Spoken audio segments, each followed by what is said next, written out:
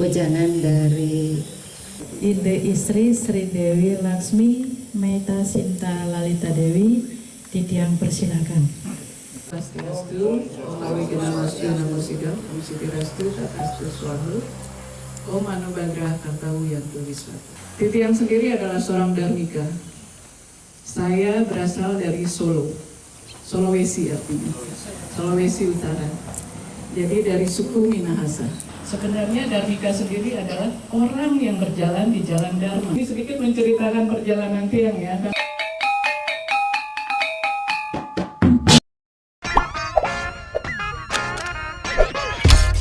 Nah, untuk lebih lengkapnya, ikuti liputan berikut ini. Selamat menyaksikan. Jangan lupa di subscribe ya. Terima kasih.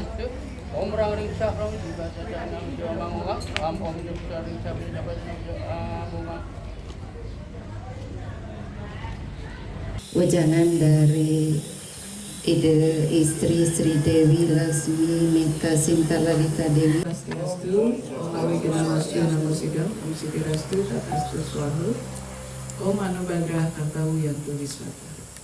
Oke, sebelumnya matur suksma atas kesempatan yang telah diberikan dan juga bukan suatu kebetulan Titiang bisa hadir di sini bersama-sama dengan para pembina dan pengurus RPKS dan juga Bapak Ibu sekalian Ketua PHDI.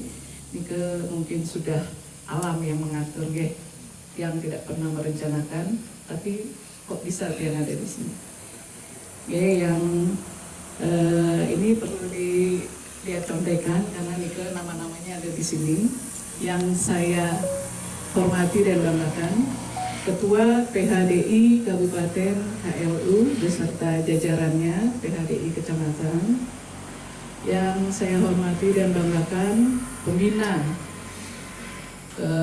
RPKS Pak Dr. Buduk, Pak Metu, Pak Mangku Metu, dan juga beserta jajarannya Ibu Ketua RPKS Bu Nyoman beserta jajarannya juga yang tidak bisa saya sebut satu persatu, dan juga ibu-ibu WHDI Kabupaten KLU ya Lombok Utara ya. Bapak Ibu semua umat sedharma yang saya kasih dan banggakan.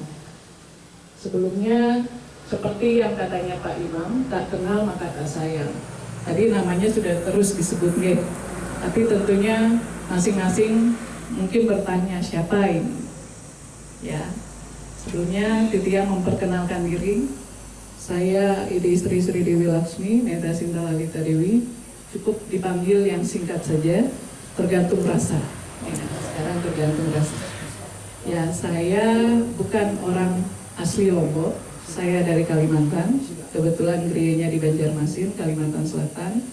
Kebetulan juga nih Okan Tiang kuliah di STAH di Gede Puja Mataram, sehingga Tiang sering bolak-balik jadinya ke Lombok.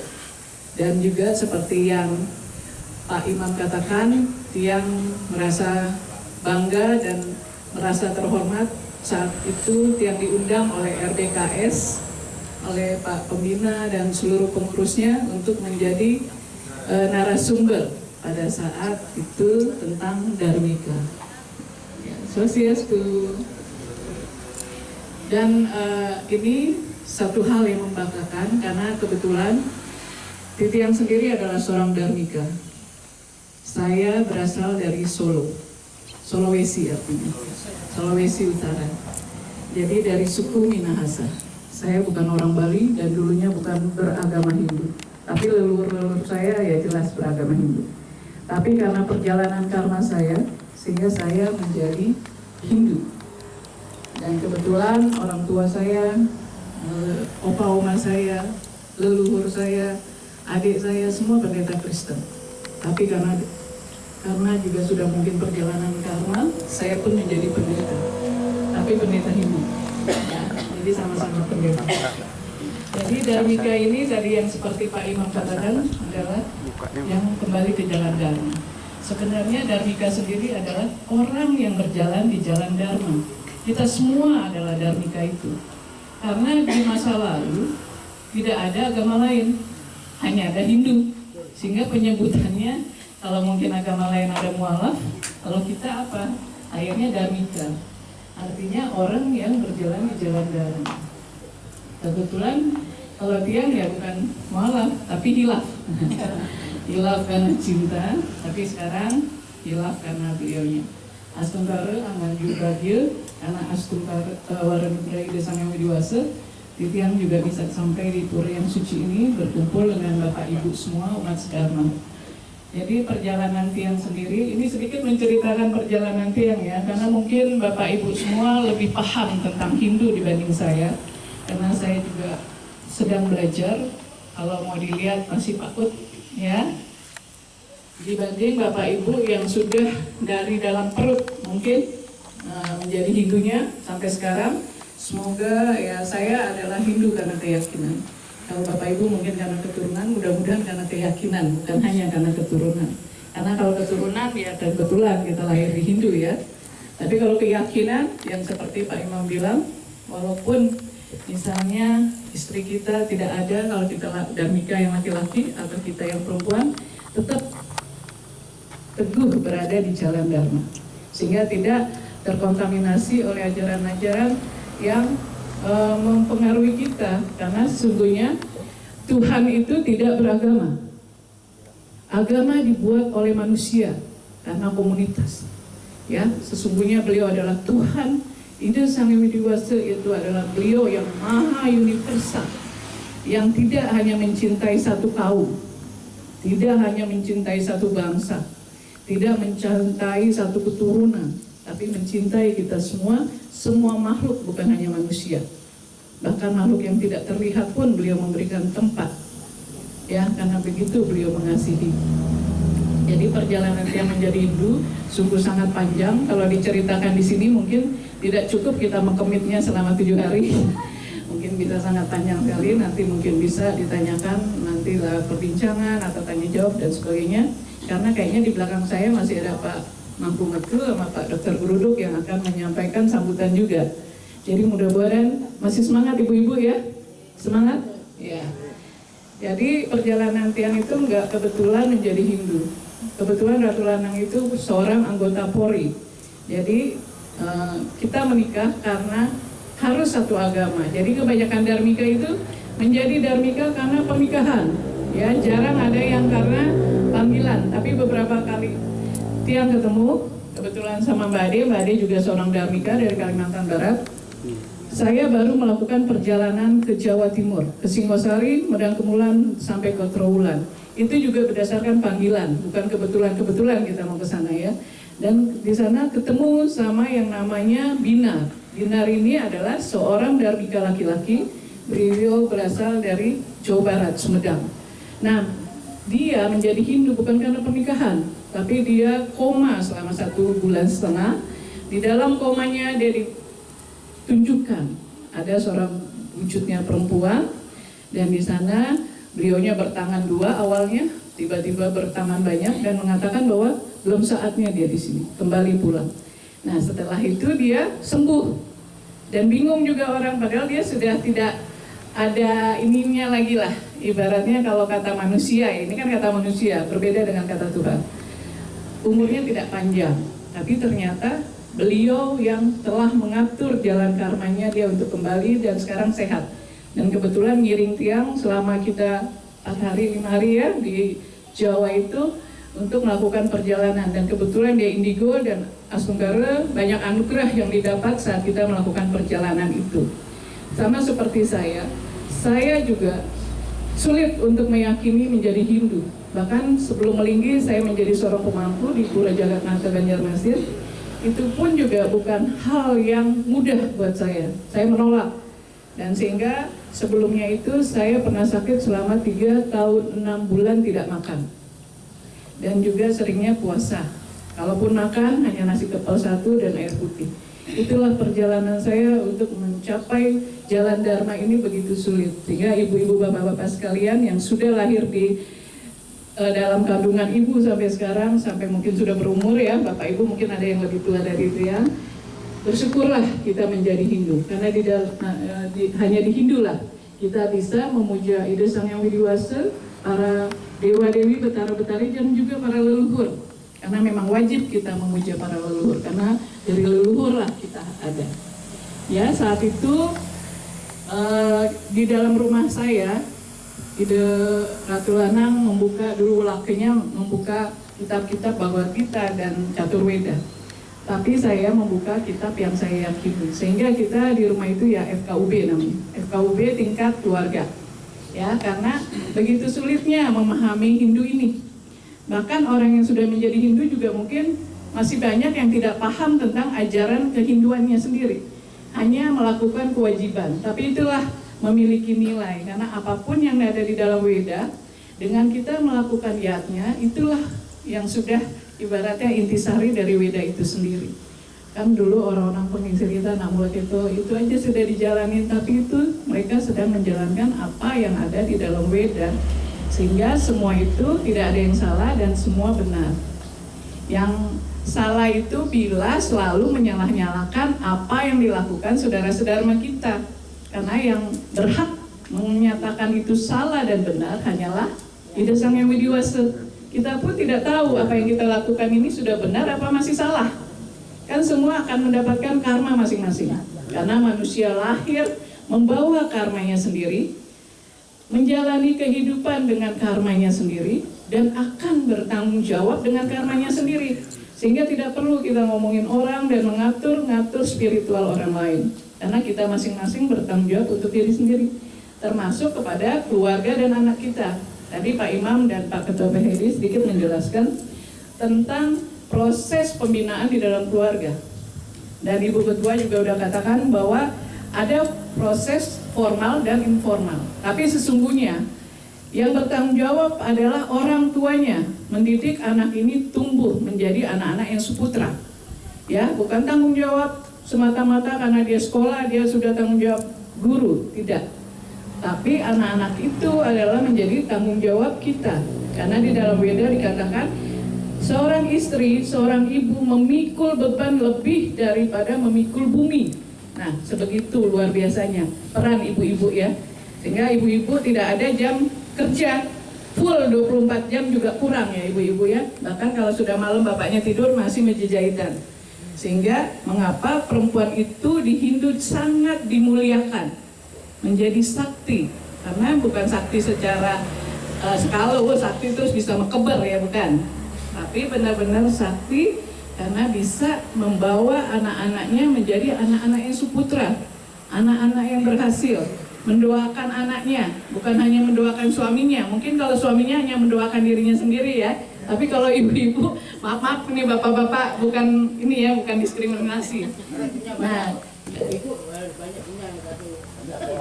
iya, banyak mendoakan suaminya supaya suaminya pulang bawa uang maksudnya. Ya, apalagi kalau tanggal tua, ibu-ibu biasanya nyempeng nih, karena sudah habis yang di dapur. Tapi kalau tanggal muda, bapaknya masih jauh, udah disiapin kopinya, sampai sudah dingin. Ya, itulah bakti seorang istri, karena istri ini sebagai tiang-tiang rumah nih, seperti ini tiang-tiangnya. Kalau tiangnya rusak gimana? Ambruk nggak bangunannya?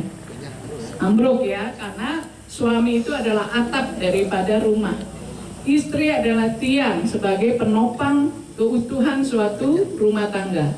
Jadi bagaimana ibu-ibu ini jangan hanya membanten saja, Musaiban, membanten, mecanang di Merajan, setelah itu tidak sembahyang. Karena dianggap membanten, mecanang itu sudah cukup.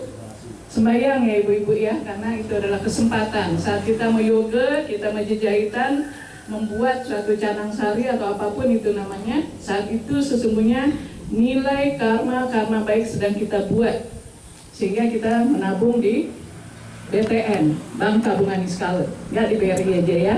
Nah itu, jadi sesungguhnya karena apa? Bukan apa-apa yang kita bawa pulang. Kita tidak pernah tahu kapan kita akan kembali. Bukan karena tua, bukan karena muda, bukan karena sakit, bukan karena sehat atau anak-anak atau orang dewasa atau yang sudah linsir. Wah ini sudah nih mau jiun sebentar lagi, enggak seperti itu. Tapi semua kita sudah punya tiket untuk pulang. Tapi ada tapinya. Tiketnya itu apa? Tiket kelas kambing atau tiket kelas VVIP. Nah, memilih yang mana? Makanya ajaran filosofi umat Hindu sungguh luar biasa. Moksartam jagaditaya caiti dharma. Artinya, kita bukan hanya berbahagia saat kita hidup, tapi kita juga punya bekal berbahagia nanti di alam parapitara atau alam sunyaloka. Ya, jadi itu persiapan. Karena kita aja mau ke sini mungkin ke KLU banyak bawa bekal nih, bekal macam-macam dibawa kan, macamnya banyak. Sekarang mau perjalanan pulang yang penuh keabadian, kita tidak tahu kapan kita akan kembali menjadi manusia. Terus kita santai-santai tidak berpikir bagaimana caranya kita banyak-banyak membawa bekal supaya jangan kelaparan, jangan telanjang pada saat kita berjalan ke alam sana. Saat itu mungkin kebetulan karena saya sudah dianggap tidak lagi ada kesempatan untuk hidup. Selama 3,5 tahun saya sakit dan dokter bingung juga sakitnya sakit apa. Sini Pak Dokter Bruduk ada. Saya sudah dikasih ininya dokter lah untuk periksa, semuanya diperiksa, tapi tidak ada sakit. Cuma saya merasa sakit. Dan saat itu saya sudah melakukan perjalanan pulang pergi, PP ya, bukan antar kota, antar provinsi ibu-ibu, tapi antara yang nyata, antara yang tidak nyata. Sehingga saat saya ke atas, saya melihat anak saya masih kecil, aduh kalau saya tidak kembali, kasihan anak saya. Padahal di sana indah sekali.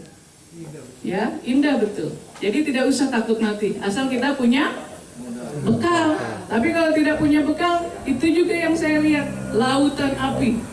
Sehingga dalam Weda dikatakan, walaupun engkau orang yang paling berdosa, engkau akan diselamatkan dengan menggunakan perahu Dharma. Apa kita sudah bikin perahu itu di alam nyata, alam skala? Nah dari sekarang pelan-pelan membuat perahu itu, supaya pada saat kita ke sana, ada yang menolong kita. Yang menolong kita bukan suami, bukan istri, bukan anak, bukan orang tua, tapi karena usahanya kita masing-masing. Sehingga suami yang tidak membimbing istrinya, seorang dharmika ataupun yang bukan dharmika, kan udah tugas suami membimbing istri ya, itu mempunyai karma sendiri-sendiri. Ya, jadi ibu-ibu, oh karena suami saya nggak membimbing, makanya saya kembali lagi ke ajaran orang tua saya. Mungkin kita dibuang, tapi syukurnya saya tidak pernah dibuang oleh orang tua saya. Orang tua saya yang pendeta itu selalu menyayangi saya, tapi perjalanan itu kan berbeda. Ada yang dibuang oleh keluarganya. Makanya sangat berdosa kita, suami-suami yang sudah mengambil istri dharmika ini dan keluarganya, sudah menjadi dharmika, sudah matur kuyiming di sangga atau merajannya, tiba-tiba disia-siakan, terus membuat jejahitan, direbut. Sini nanti takut nggak bisa karena jelek. Padahal di alam niskala, apa yang dilakukan dengan keikhlasan itulah yang terindah. Bukan karena kita bisa, tapi kita mau melakukannya karena bakti. Bukan karena kita bisa. Tuhan tidak datang kepada orang yang sudah pintar dan cerdas, tapi kepada mereka yang ikhlas dan tulus, yang tidak mengerti apa-apa. Karena kalau sudah penuh, botol tidak mungkin bisa diisi. Makanya kita mengenal yang namanya windu, kosong. Karena dengan kekosonganlah beliau akan masuk ke dalam diri kita yang membentuk kita untuk melakukan bakti kepada beliau. Ya, saya juga di sini ampura, tidak menggurui, tapi hanya sekedar sharing, bertukar pikiran tentang perjalanan yang saya alami.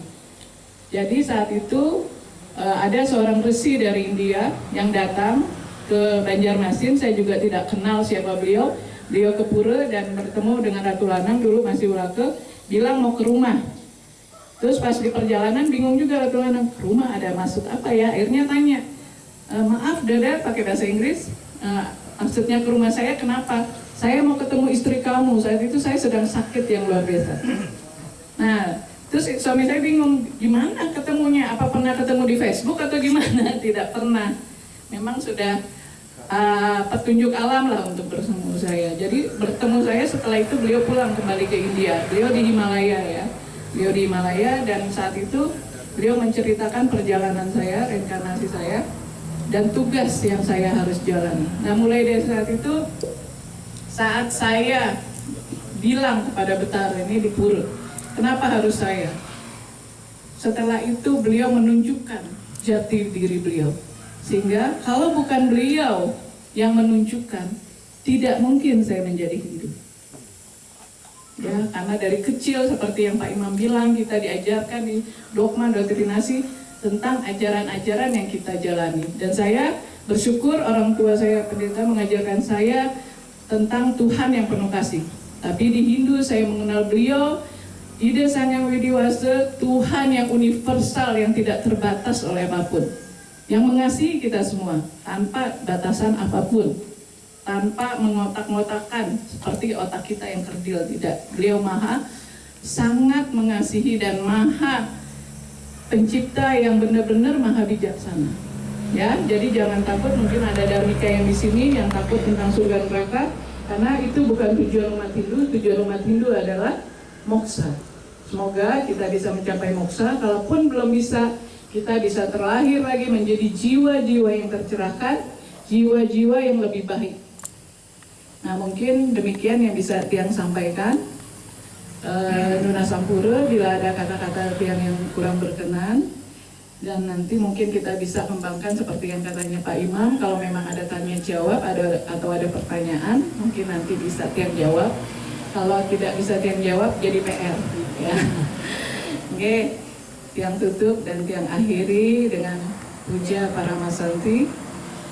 Om Santi Santi Santi. Om